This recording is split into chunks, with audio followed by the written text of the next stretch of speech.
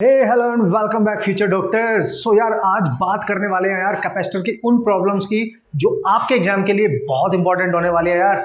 उन पे dependent questions या उसी टाइप के सेम प्रॉब्लम आपके एग्जाम में पूछे जा सकते हैं। काफी इंपॉर्टेंट कंसेप्ट है। ओके सो सीखेंगे यार उसके behind concept with the amazing trick. Okay so let's see here is the question and इस टाइप के क्वेश्चन काफी अच्छे माने जाते हैं यार।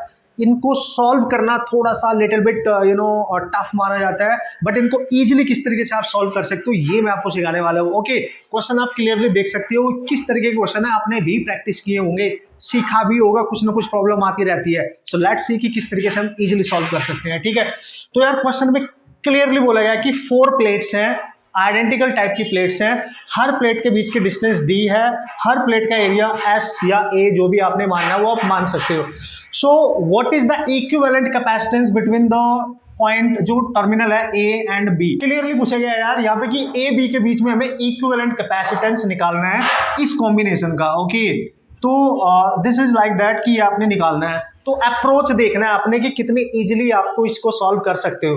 भाई चूंकि प्लेटें गिवन है तो आप डायरेक्ट नहीं बता सकते कि ये सीरीज कॉम्बिनेशन होगा या पैरेलल। जब तक ये ना समझ में जाए कि ये सीरीज बना रहे हैं पैरेलल, तब तक हम क्वेश्चन सॉल्व कर ही नहीं सकते, ये तो आपको पता ही होगा। So first of all we have to recognise कि this is a series combination और द पैरेलल और the combination of both. Okay यही सीखना है, इसलिए टिपिकल थोड़ा माना जाएगा आपके लिए, आपके एग्जाम के लिए, और इसलिए ज्यादा चांस है कि इस पे क्वेश्चन बनाए जा सकते हैं क्योंकि इसमें अरेंजमेंट क्रिएट करने हैं, उसके लिए आपने सीखना है उसको। ठीक है, तो सबसे बढ़िया तरीका क्या है, जब इस टाइप के सिचुएशन आए सबसे पहले जितनी भी प्लेटें हैं उनको नंबरिंग दो, देते जाओ, जैसे मैं बोल रहा हूं वैसे आप करते जाओ। टर्मिनल जो सबसे ऊपर की प्लेट है, देखो यहां से स्टार्ट करते हैं, this is plate 1, plate 2, plate 3, plate 4 plates हैं आपके पास।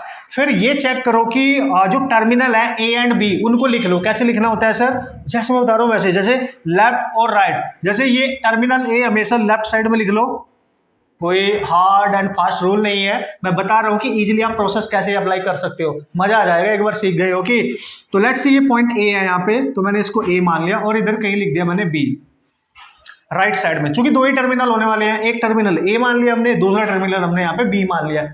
अब ये देखो कि डायरेक्ट ए और बी से कौन कौन सी प्लेट डायरेक्ट कनेक्ट है, ये सबसे पहले करना है आपने। अच्छा सर ठीक है, तो ए से डायरेक्ट कौन सी कनेक्ट है, सेकंड प्लेट, तो डायरेक्ट कनेक्ट करो ए से।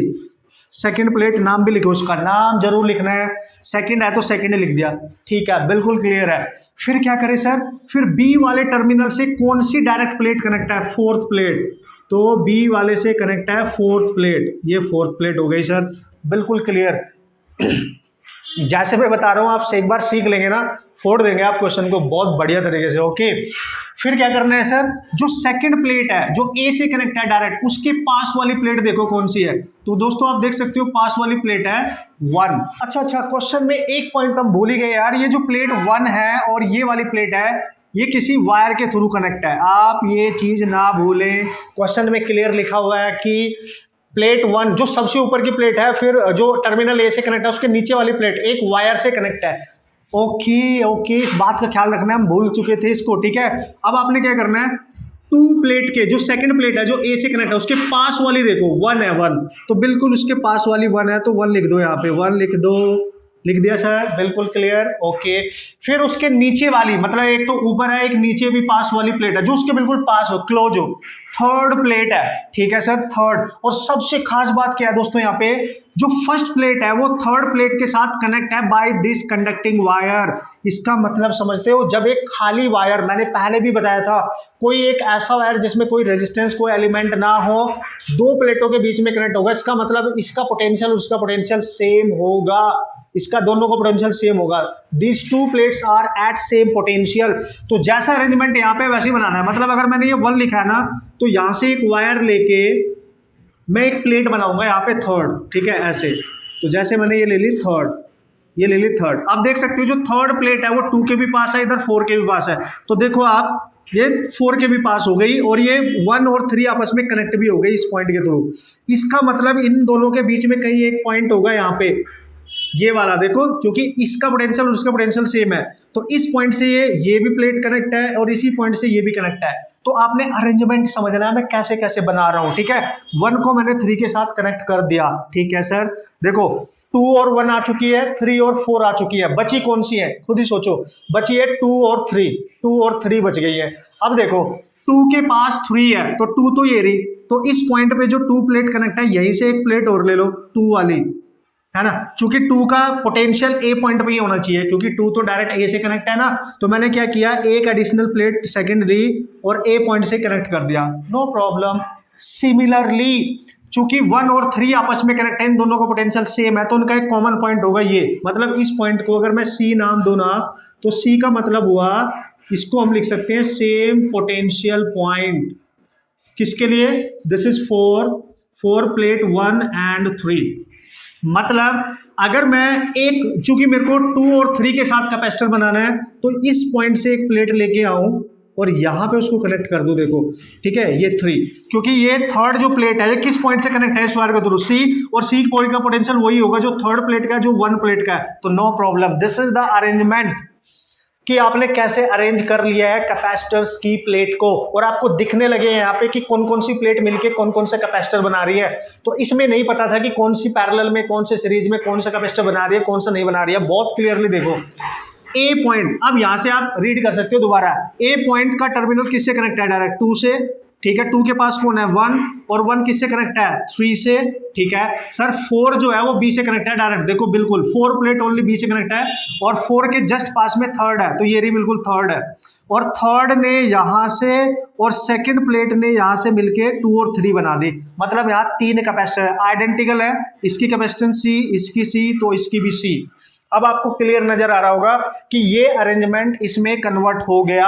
अब हम बता सकते हैं ये दोनों, देखो ये दोनों पैरेलल में है कि नहीं है। अगर मैं इन दोनों को पैरेलल निकालूंगा तो पैरेलल में ऐड हो जाती है ना, तो क्या बनेगा सर्किट, यहाँ पे ए पे इनका C plus C, that is एक कैपेसिटर बचेगा 2C का, फिर इसके साथ ये वाला भी तो कनेक्ट है 3 और 4 प्लेट वाला, ठीक है B, और एक ये ऐसी। अब ये दोनों किस में है, सीरीज में कनेक्ट है, तो सीरीज में equivalent capacitance you can calculate now. So how you can calculate, see दोनों है, इसको C1 मान लो, इसको C2, तो प्रोडक्ट लो डिवाइड में सम, ये तो आपको पता ही होगा। मेन कंसेप्ट क्या था, इसको इसमें कन्वर्ट करना इजीली कैसे कर सकते हो आप ध्यान से देखो, नंबरिंग के थ्रू जो जैसे कनेक्ट है वैसे ही आप यूज करेंगे। यहां से आपका आंसर आ जाएगा दोस्तों 2C C by 2C plus C, common आके C कैंसिल हो जाएगा, 2C by 3। This is your final expression. C की वैल्यू आप पुट कर सकते हो, क्योंकि 2 प्लेट मिलकर कैपेसिटर बना रही है, अगर इनके बीच की डिस्टेंस D है, एरिया इनका A है अगर, तो आपको पता है एक पैरेलल प्लेट की वजह से कैपेसिटेंस होती थी epsilon naught A by D।